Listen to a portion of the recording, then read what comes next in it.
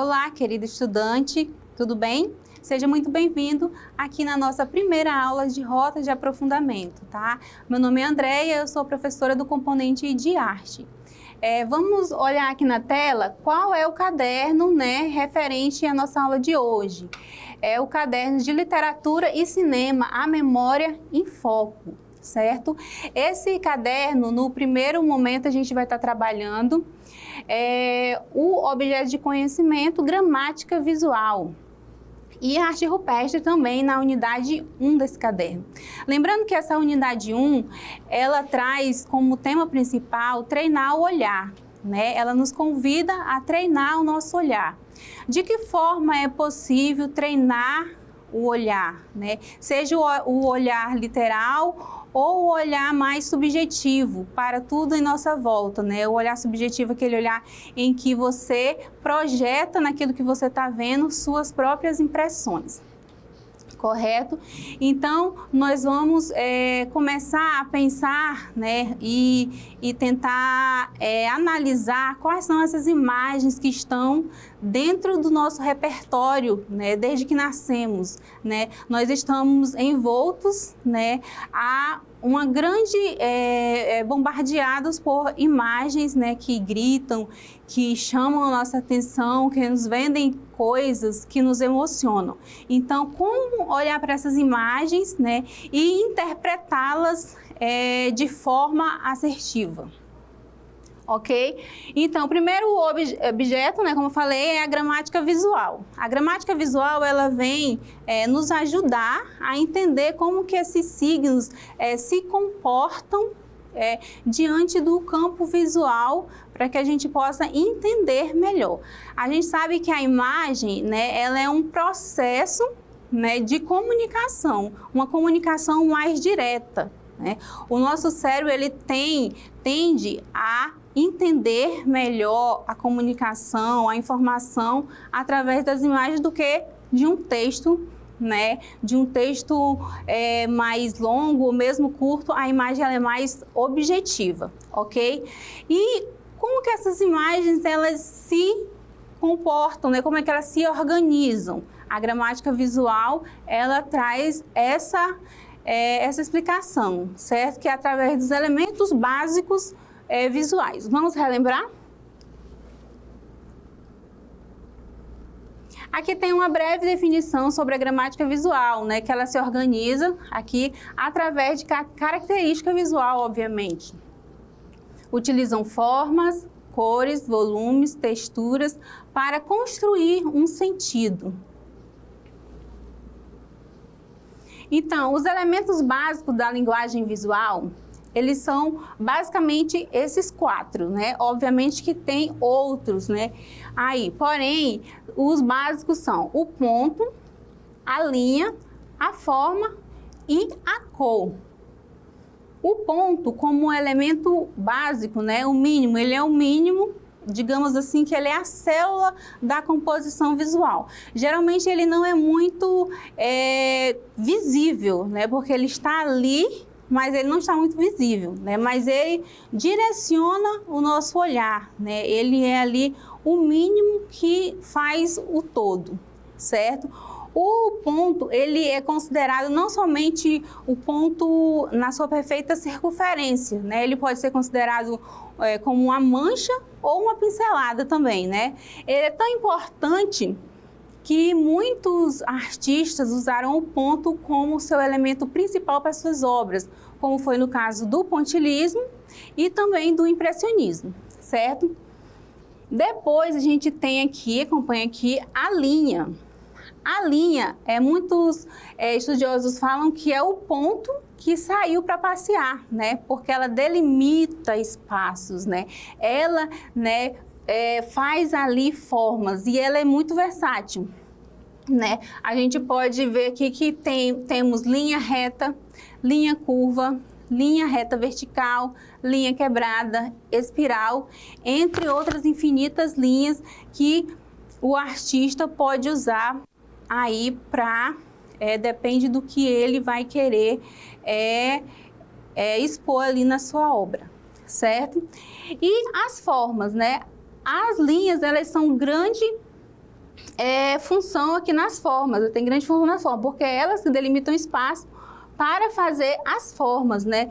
As formas é o mais óbvio dos elementos visuais, porque é aquilo que nós vemos, né?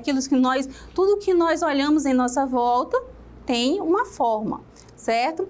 As formas, têm as três básicas, certo? Que é o quadrado, o círculo e o triângulo. E logo depois nós vamos ter as cores. As cores, né?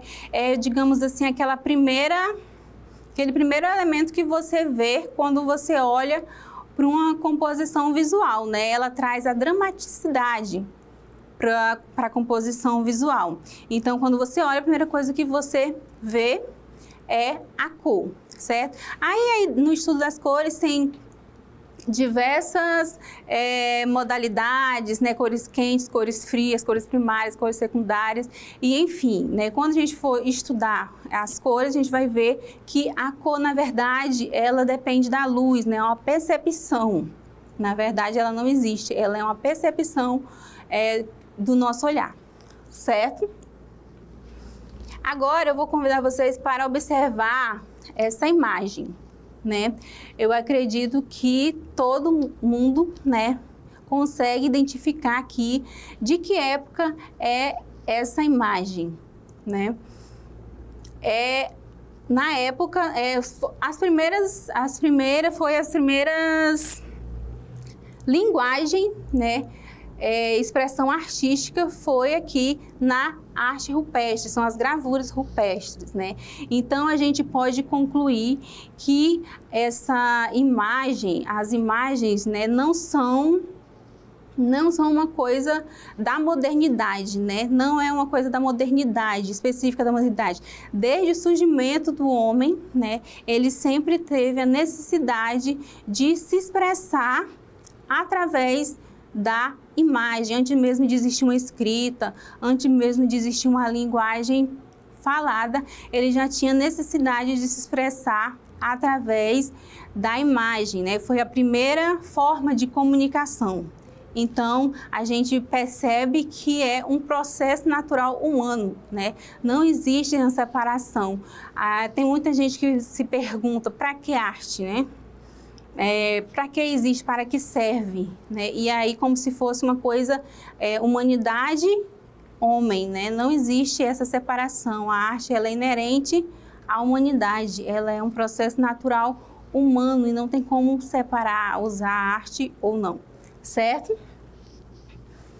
Aqui a gente vai ter outra imagem mais contemporânea, certo? Qual seria essa imagem? Qual seria essa técnica, né? De um extremo ao outro. A primeira imagem, nós vimos ali o começo de tudo, né? Uma linguagem visual referente ao processo natural do ser humano, em que se começou a se comunicar através da imagem. Nessa segunda imagem, a gente tem, basicamente, muitas semelhanças, certo? A primeira semelhança é o suporte, que é também feito na parede, né? E também a principal semelhança é a expressão, né, do pensamento, né? São dois momentos totalmente extremos, mas que têm a mesma função, que é de expressão do pensamento e da sociedade em que se vive, né? Como se o homem estivesse se representando aí através de uma escrita visual, certo? E aí eu gostaria que vocês pensassem, né, sobre isso, né? Como que dois momentos tão distintos, eles têm, né, aí a mesma função, ok? Aí, para a gente analisar sobre essa aula, sobre os signos, sobre os sentidos que as imagens reproduzem, né? Eu vou pedir para que vocês façam, né? Vou propor, na verdade, uma atividade, né, investigativa de pensamento. Vamos acompanhar aqui qual é a proposta. Utilizamos formas, cores, volumes, texturas para construir sentido. Imagine que você e seus colegas são os últimos seres humanos vivos da Terra. mas não têm muito tempo de vida. No entanto, vocês precisam cumprir uma missão antes de partir. Deixar a história da humanidade registrada para os futuros humanos. Como se vivia? Como comiam? Como se relacionavam? Quais os principais problemas enfrentavam? Essa parte aqui é muito importante, tá? Foque em acontecimentos marcantes dos últimos anos da humanidade, que seja comum a todos, né? Essa atividade, ela não é atividade simplesmente de desenho, que você vai produzir desenhos aleatórios, certo?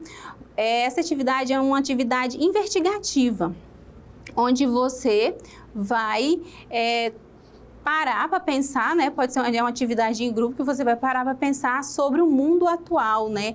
Como que seria se você tivesse que fazer igual, né? O homem lá, os homens primatas, né? Como que vocês revelariam através de signos, né? De códigos visuais, de desenhos, o que acontece na atualidade, os principais acontecimentos, como que vocês trariam isso de forma não escrita, né? Obviamente, temos a escrita, seria mais óbvio deixar escrito, mas tentando fazer esse paralelo entre as duas épocas, né?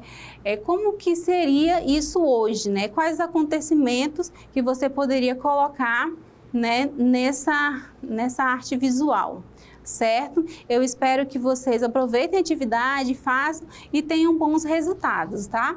Essa é a aula de hoje, muito obrigada pela presença aqui e até a próxima.